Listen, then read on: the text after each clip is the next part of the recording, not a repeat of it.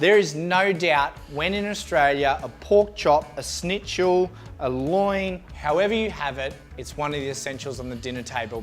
Now this is a really simple recipe. It packs a load full of flavour and I'm not crumbing it with breadcrumbs, so it is also gluten-free for those of you that are interested. So we want a mortar and pestle and a good whack of fennel seeds. Now fennel seeds and pork we all know are a match made in heaven, and I really enjoy using fennel seeds in all of my cooking, not only with pork but with beef, chicken, fish.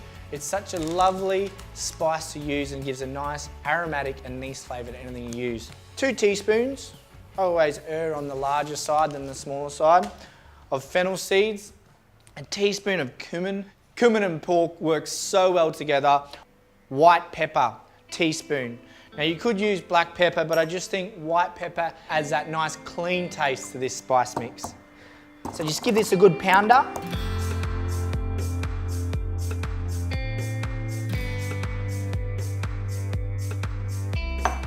There we go. The spice mix is ready, and if we have a look at that, you can see it's a nice mix of crushed spices and finely ground spices.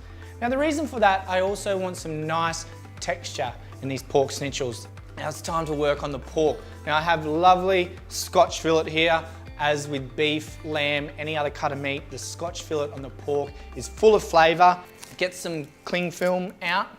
If you have go-between, that also works well, or even baking paper if you didn't have either. Lay it out on your bench. We can put these pork scotches down. Just lay them about 30 centimetres apart because I'm going to flatten them out. And don't worry about having a meat tenderizer because your trusty rolling pin works just as well in this recipe. Just using your hands, start the process, give them a good flatten down. You can see that's already increased the size. All we want to do is just bring them close to the edge of your board and the countertop. And just using the rolling pin.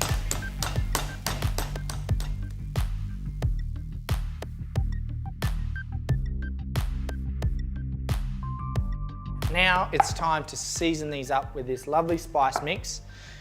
So put about half of the spice mix on at this stage. Look at that.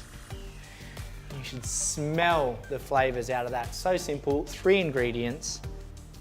Now here I have some semolina. That's going to add a lovely crunch.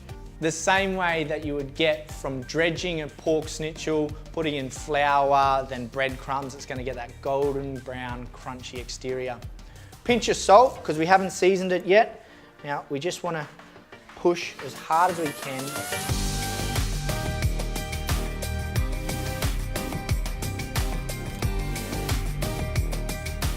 I just gave the pork chops a little rub with olive oil, and it's time to cook them into a hot pan.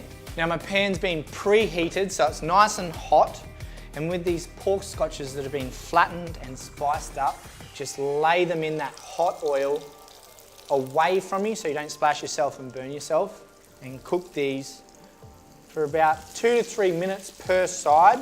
Just press them down as soon as they go in to ensure that you've got even contact with the hot pan.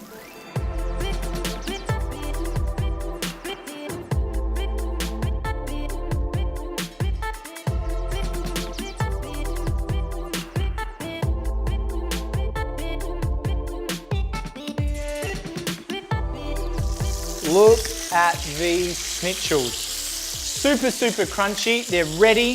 They're golden brown. I can serve them up. Just pop these onto a plate.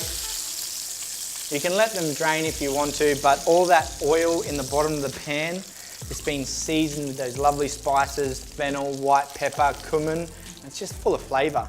So I like to just keep that on the chop without being excessive. And all you do is serve this with some good home mashed potato. You don't have to be extra fancy with it. Just serve it up. If you wanted to be really fancy, you could make an onion gravy. But this is the simplest way I've found to get the crispy golden brown schnitzel without adding all the extra kilojoules that you'll get from crumbing it. Same taste, better for you, and ready in a flash. Perfect schnitzels that you're used to getting down at the local RSL.